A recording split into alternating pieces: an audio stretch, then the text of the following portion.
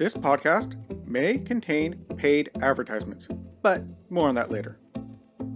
Welcome to the O'Connor Bootstrap podcast, where I discuss the nuts and bolts of business and leadership, with a focus on bootstrapping a business from the ground up. This podcast is for all entrepreneurs, bootstrappers, and leaders in all walks of life. My goal is to help you grow both personally and professionally.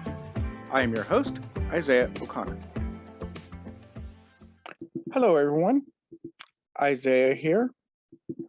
Not much in the way of introduction today, so let's just get into it.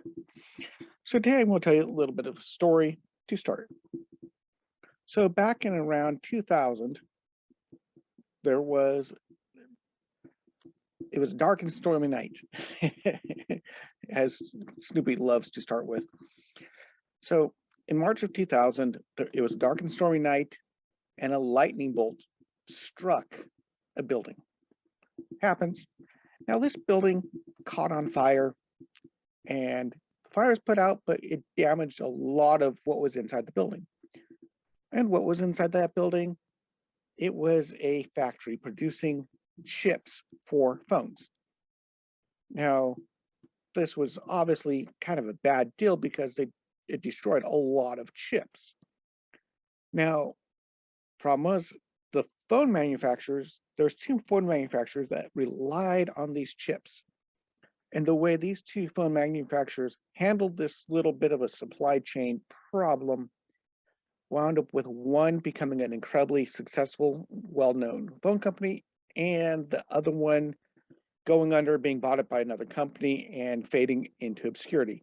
All from a lightning bolt, starting a little fire that damaged some product in the factory. So let's dig into what happened. Now, the reason I'm talking about this right now, the supply chain issue, is because if you've been paying any attention at all, they've been having some pretty massive problems with supply chains. I mean, let's go take a look. And ironically, one of the big things in the supply chain has been chip shortages. Chip shortages have been a problem. Let's go take a look here.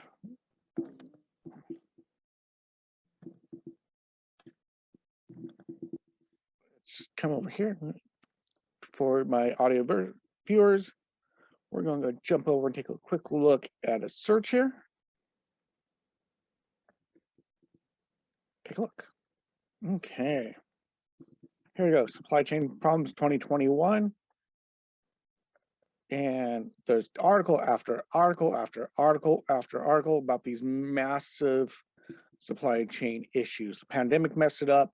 There's so many ships sitting on the target, on the sitting outside of ports, not loading the cargo. It's a huge mess. I honestly don't understand all the reason for the supply chain issues. There's been worker shortages, there's been problems with COVID. I mean, it's been a mess. It's been a real mess. Now, over here, little subscription I get called Morning Brew. One of their articles was I had it up and it disappeared. Where'd it go?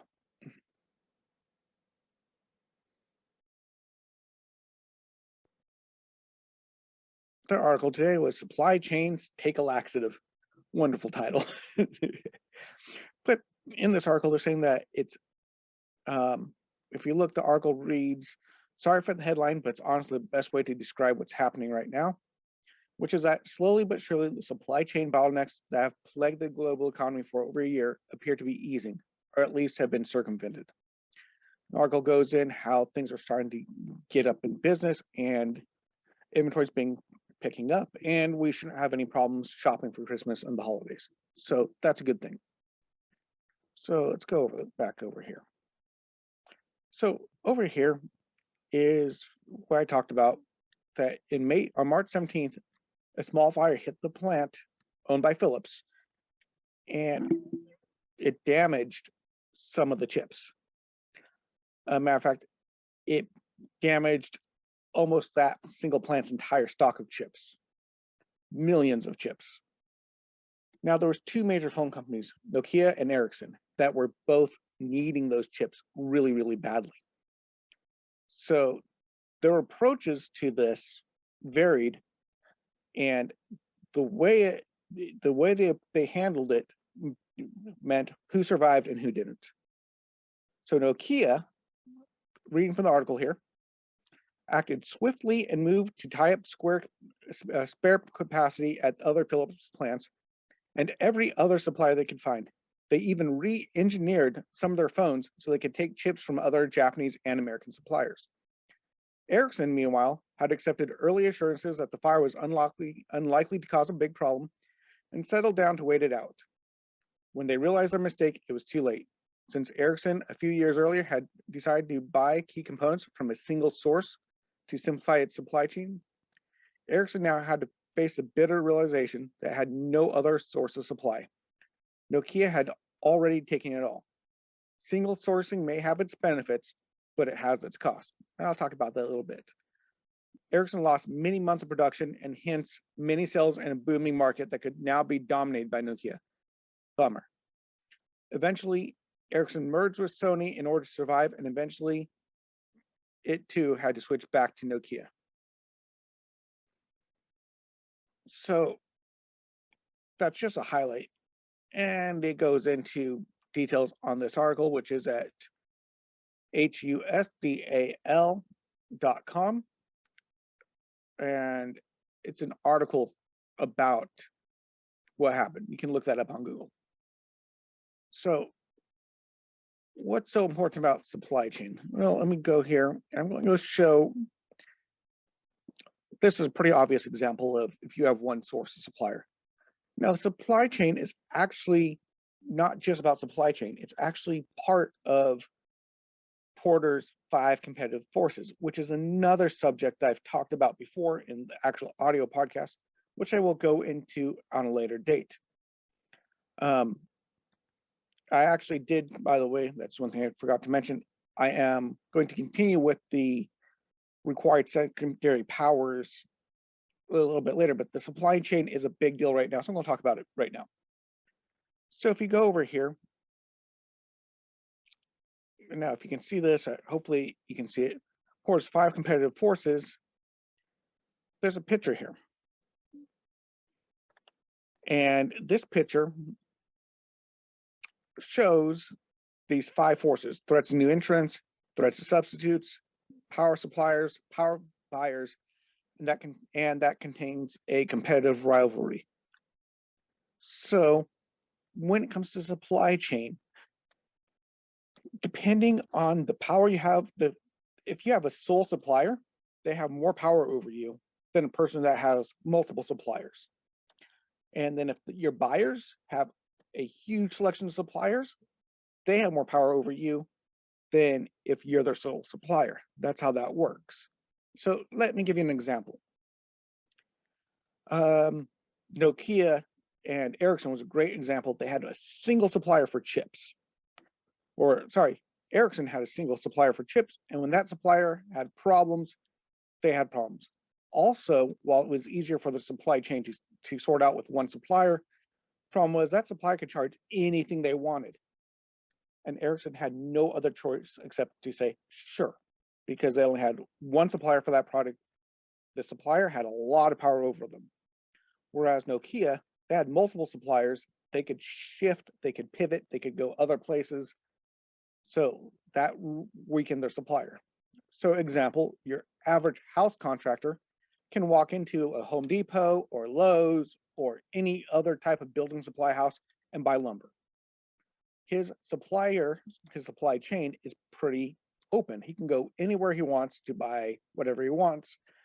They can go and shop the best sell, what's going on, back and forth. In the supply chain, his suppliers have no power over him. So that's one thing. Now, even if you have a lot of power over your supply chain, your buyers might have power too, because that same contractor is now also in the problem of his buyers, his customers, have a lot of contractors to pick from. So they have a lot of power over him. So all this involves part of what becomes a competitive cycle. Okay, let's stop the share. So if for those audio, I would put picture of the Porter's 5 forces supply chain circle image I was looking at.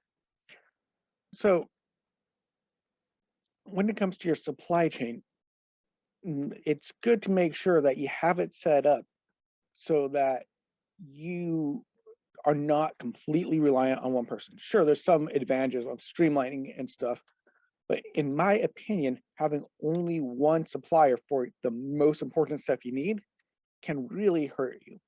And this current supply chain crisis has made that painfully clear. I know a lot of people in my industry that only get balloons from one person, one place.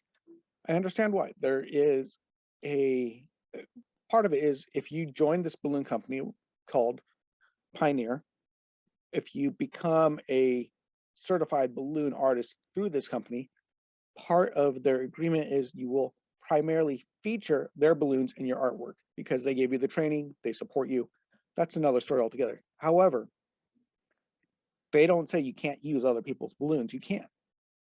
And even then, I was finding other suppliers of that balloon, other distributors that I could lean back on in case my primary distributor could not provide balloons for me for a variety of reasons.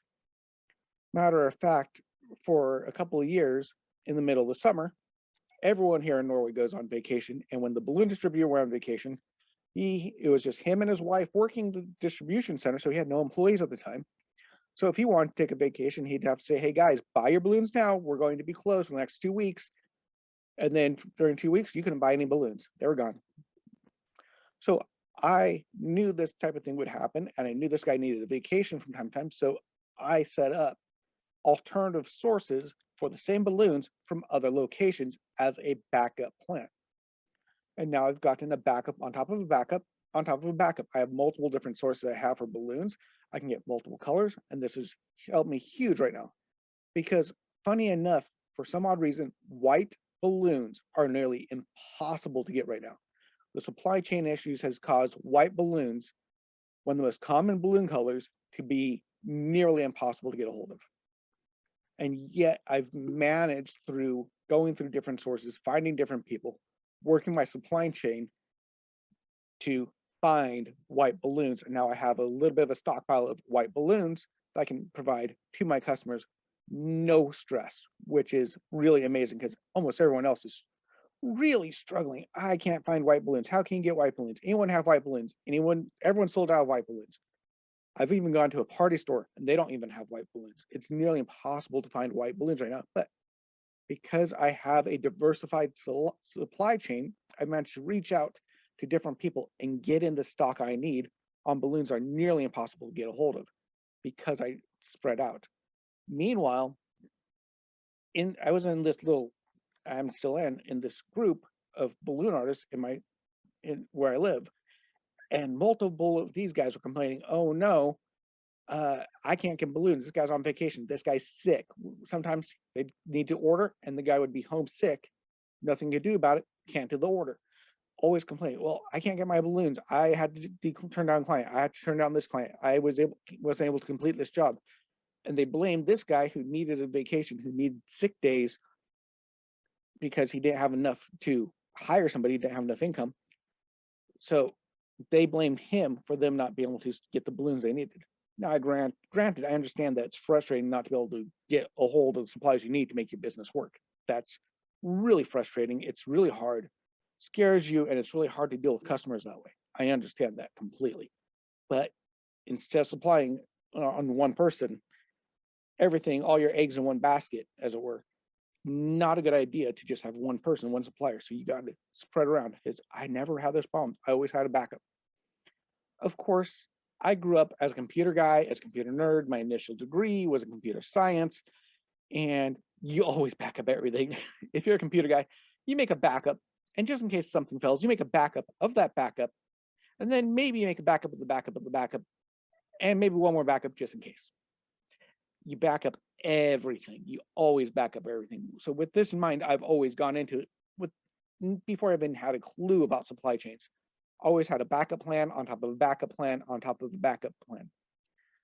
It's, I'm almost like, if you've ever watched the show Leverage, almost like the main guy, Nate, and he had a plan A, plan B, plan C, all the way through to plan Z.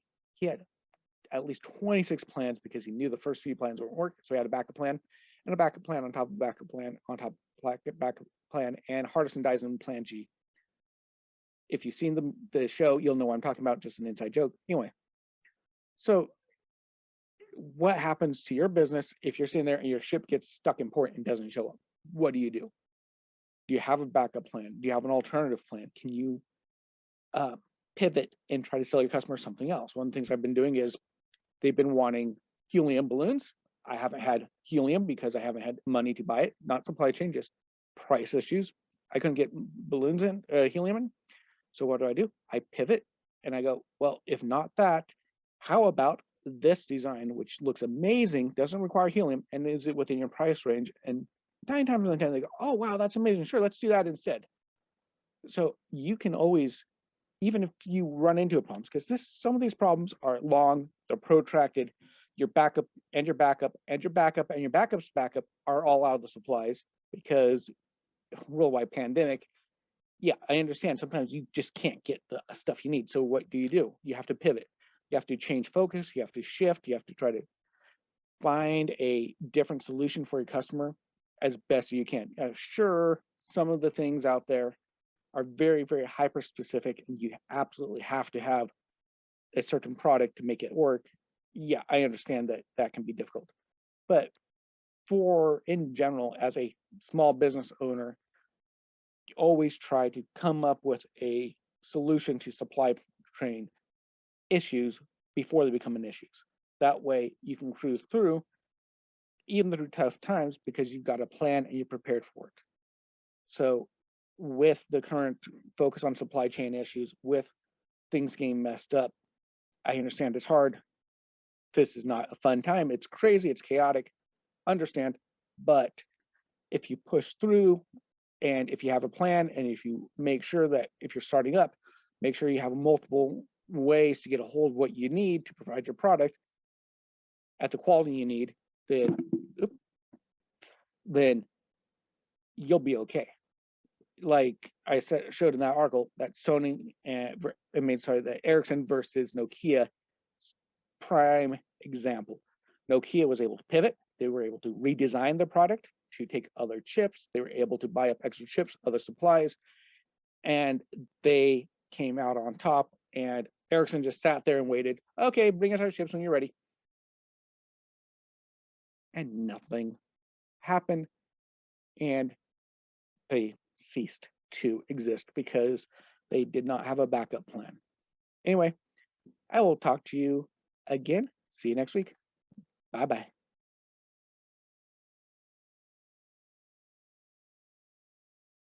If you found value in this content, please leave a comment and give us a 5-star rating on whichever podcast platform you use. We're on Apple Podcasts, Spotify, Google Podcasts, and most other podcast platforms. If you would like to support us, you can check out our sponsor links, or if you would like to directly support the show, you can donate or join our membership program at buymeacoffee.com/bootstrap. Of course, it really helps when you share these podcasts as well.